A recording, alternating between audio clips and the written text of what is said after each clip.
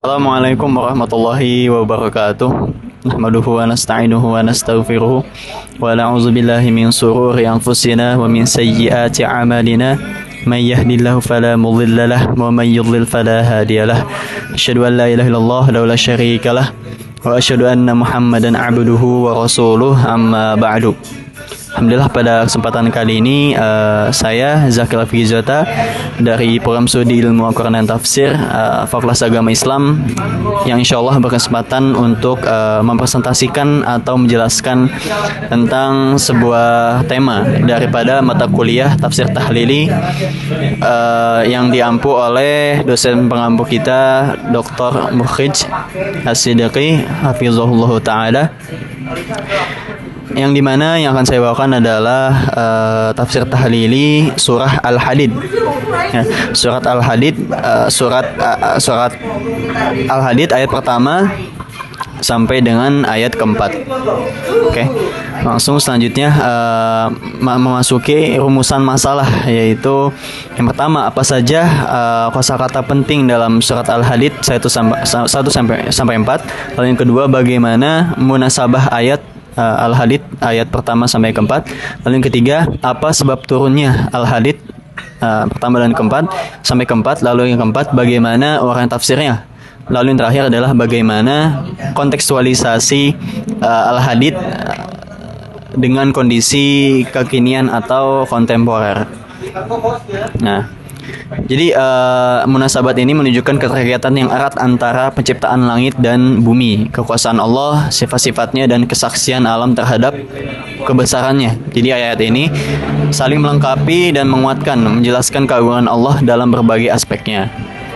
Lalu memasuki kajian kosakata, yang pertama ada sabbaha, ya, yang dimana terambil dari kata sabbaha yang pada mulanya berarti menjauh. Lalu ada al-zahir, maknanya berkisar pada dua hal, yaitu kekuatan dan kejelasan atau penonjolannya. Lalu al-batin, sesuatu yang terdapat di dalam atau tersembunyi. Lalu yang terakhir adalah awalu wa akhiru. Salah satu maknanya adalah permulaan, sedangkan akhir adalah antonim awal.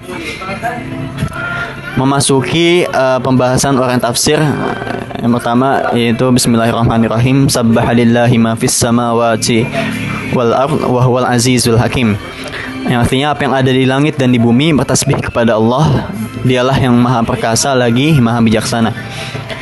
Nah, orang tafsir adalah sabah yang pada mulanya berarti sabah, yang dimana sabah terambil daripada kata sabah, kata menjauh, yang artinya menjauh, yang dimana seseorang yang berenang dilukiskan dengan kata tersebut, karena pada hakikatnya dengan berenang itu ia menjauh dari posisinya semula dengan arti bertasbih. Jadi yang dikatakan dengan menjauh itu adalah seseorang berenang dilukiskan dalam kata tersebut. Jadi dalam pengertian agamanya berarti menjauhkan Allah daripada segala sifat kekurangan, gitu, kejelekan, bahkan ketidaksempurnaan yang terbayang dalam benak makhluk, gitu. Karena betapapun seseorang ingin membayangkan kesempurnaan itu, pastilah gambaran yang lahir dalam benaknya tidak dapat melampaui keterbatasannya sebagai makhluk, gitu. Lalu yang kedua, lahu mulkus samawati wal ard yuhyi wa yumit wa huwa ala kulli syai'in qadir, yang artinya miliknya lah kerajaan langit dan bumi, dia menghidupkan dan mematikan, dia maha kuasa atas segala sesuatu. Lalu untuk ayat ini, orang tafsir adalah ayat yang lalu menegaskan penyucian seluruh wujud kepada Allah. Ya, jadi ayat kedua ini menjelaskan kewajarannya disucikan bagaikan menyatakan. Jadi betapa dia tidak disucikan kepada hal miliknya, yaitu milik Allah sendiri, serta di bawah kendali dan kekuasaannya. Jadi kerajaan langit dan bumi serta apa yang berada di antara keduanya adalah milik Allah SWT. Jadi Allah SWT bebas dan kuasa melakukan apa saja, tentu saja di seluruh jagat raya ini. Ya, kendati demikian, semua perbuatannya penuh hikmah. Jadi didahulukannya kalimat kulli syai' pada ayat di atas, demikian juga pada ayat berikutnya. Nanti ayat berikutnya untuk memberi penekanan bahwa tidak satupun yang luput dari kuasa dan ilmu Allah SWT. Lalu yang ketiga, wal awal wal akhiru wal zahiru wal batin wa huwa bikulli syai'in alim. Yang dimana artinya dialah yang maha awal, maha akhir, maha zahir, maha batin, dan dia maha mengetahui segala sesuatu. Nah, pada orang tafsir pada ayat ini diisyaratkan oleh hadis, ada sebuah hadis Irbad bin Syariah di atas, yaitu merupakan ayat yang lebih baik dari 1000 ayat gitu. Jadi Abu Daud meriwayatkan Abu Zumail memberitahu kami, ia bercerita, aku pernah bertanya kepada Ibnu Abbas, lalu kukatakan ada sesuatu yang aku dapati di dalam dadaku. Ia bertanya, apa itu? Lalu kukatakan, demi Allah aku tidak akan menceritakannya. Lalu ia bertanya kepadaku, apakah sesuatu itu berupa keraguan? Kemudian ia tertawa seraya berkata, tidak ada seorang pun yang terhindari dari hal itu. Sehingga Allah SWT menurunkan firman-Nya dalam surat Yunus ayat 94. Jadi Allah berfirman memperkenalkan dirinya, dialah sendiri yang awal yang telah wujud sebelum segala sesuatu wujud sehingga tidak ada yang mendahulunya, dan yang akhir yakni akan hidup selama-lamanya setelah segala sesuatu musnah, dan hanya ia pula yang zahir yang begitu jelas wujudnya. Nah, lalu beranjak ke ayat berikutnya, yaitu ayat keempat daripada ayat ini. Huwallazi khalaqas samawati wal ardi fi sittati ayyamin tsumma istawa 'alal 'arsy ya'lamu ma yaliju fil ardi wa ma yakhruju minha wa ma yunzilu minas sama wa ma ya'ruju fiha wa huwa ma'akum aina ma kuntum wallahu bima ta'maluna basir.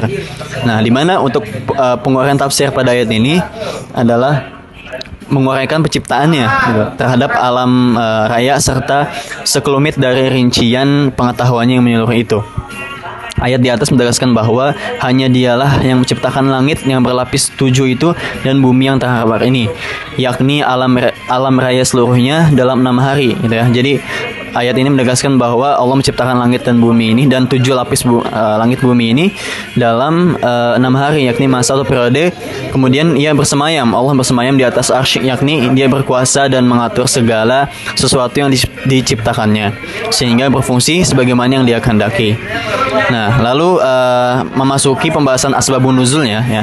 Jadi terkait tentang ayat 1 sampai ke 4 ini tentunya belum ada sumber yang jelas atau referensi yang jelas terhadap atau terkait turunnya Al-Hadid ini ya, surat terutama ayat 1 sampai 4 ini. Nah, lalu selanjutnya ada dalam tentunya kontekstualisasi ya, pembahasan terakhir ayat pada kondisi kekinian gitu atau kontemporer gitu ya. Yang pertama sebagai pengingat bagi umat muslim untuk selalu mengingat kekuasaan, pengetahuan dan kebersamaan Allah SWT. Jadi memang kita sebagai seorang muslim selalu mengingat tentang kekuasaan, pengetahuan dan apapun yang telah diciptakan dan dirawat, dijaga oleh Allah SWT. Lalu yang kedua sebagai pengingat untuk kita bahwasanya semua perbuatan kecil apapun akan dipertanggungjawabkan baik di dunia maupun di akhirat. Lalu yang ketiga, menyerahkan diri kepada Allah. Ayat ini jadi maksudnya mendorong umat Islam untuk menyerahkan diri sepenuhnya kepada Allah dan mengakui bahwa dia adalah satu-satunya yang memiliki kekuasaan.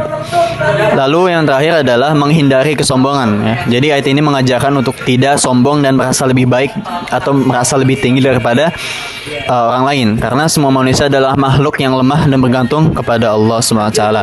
Nah, mungkin sekilas gambaran daripada pembahasan yang saya bawa tentang tafsir tahlili surat Al-Hadid ayat 1 sampai kepada ayat keempat. Kurang lebih yang mohon maaf, yang benar tentu daripada Allah SWT dan kurang daripada diri saya sendiri. Sekian, wallahu a'lam bishawab. Subhanakallahumma wa bihamdika asyhadu an la ilaha illa anta astaghfiruka wa atubu ilaik. Assalamualaikum warahmatullahi wabarakatuh.